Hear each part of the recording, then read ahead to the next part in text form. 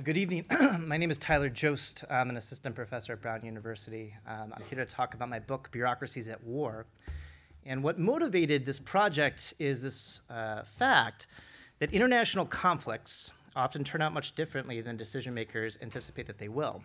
So take, for example, in the early months of 1979, Chinese national leaders approved a short but powerful invasion of Vietnam. It's not well covered in the textbooks, and there's a reason for that. The logic of this invasion was simple. China would teach its southern neighbor a lesson through a short-lived military action akin to China's war with India in 1962. China would then withdraw back over the border, having demonstrated its military strength and prowess to its southern brother. But the war ended up having the exact opposite effect. Poor performance on the battlefield demonstrated China's military weakness, not its strength. And as Vietnamese leaders would, behind closed doors, we now know, say after the war was finished, it was not China who taught Vietnam a lesson, but Vietnam who taught China a lesson. Now, this somewhat stylized distillation of the Sino-Vietnamese conflict illustrates an important and arguably tragic point about the nature of war itself. Decision makers often charge headfirst into conflicts that ultimately fail to deliver the benefits that they anticipate going in. And this mismatch between expectation and outcome leads decision makers to, in retrospect, wonder whether they might have made different choices had they only had different information available to them at the time. In the context of the American escalation in Vietnam, for example, numerous senior US officials would later reflect just how inaccurate their view at the time was. Lyndon Johnson's Secretary of Defense, Robert McNamara, in his memoirs famously claimed that US decision makers were, quote, wrong, terribly wrong. Similarly, in an unpublished manuscript that's available just down the road at the JFK archives, by Lyndon Johnson's national security advisor, McGeorge Bundy, put this point a little bit more concretely and even more precisely. Bundy reflected that the spread of communism in Asia, the very foundation of the logic that the United States was escalating in the region, could, quote, have been contained just about as well as it had at much lower cost. So this leads to the central question of this book, which is why and when do states miscalculate on the road to war? As political scientists and historians, social scientists writ large were naturally and immediately drawn to this tempting answer that while hindsight might be 20/20, a decision maker's vision at the time is often quite blurry. And as a result, we might be tempted to conclude that given the pervasive nature of uncertainty in international politics, what historians sometimes refer to as the fog of war, decision makers are ultimately going to get it wrong. This book reaches a different conclusion, however, looking deeply at how foreign policy decision-making worked in 4 different case countries, India, Pakistan, China, and the United States.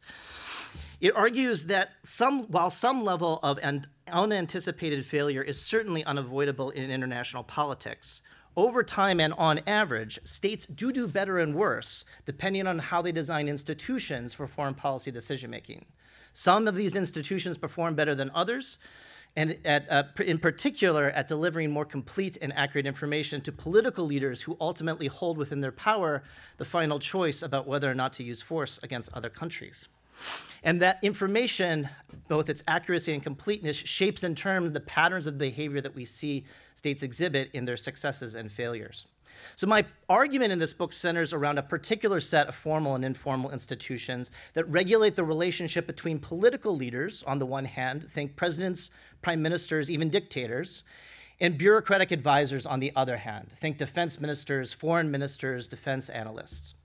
And this book is certainly not the first to discuss the relationship between the role of bureaucracy in foreign policy decision-making. There's a long tradition going back to this very department in Graham Allison's work in the 1970s that explored this topic in significant detail. But if there's a single conventional wisdom that emerged from that body of scholarship, just as well as the folk wisdom, if you talk to someone on the street, it is that bringing bureaucracy closer to decision-making tends to muck things up. It's doomed to fail. It degrades process. It delivers biased information to political leaders tasked with making unenviable choices. Or, as the colloquial saying goes, a camel is a horse designed by a committee. My argument is that we have this quite wrong. Bureaucratic participation in decision-making actually is quite helpful in avoiding miscalculation by politicians, particularly when institutions channeling their participation are properly designed. There's really two reasons for this.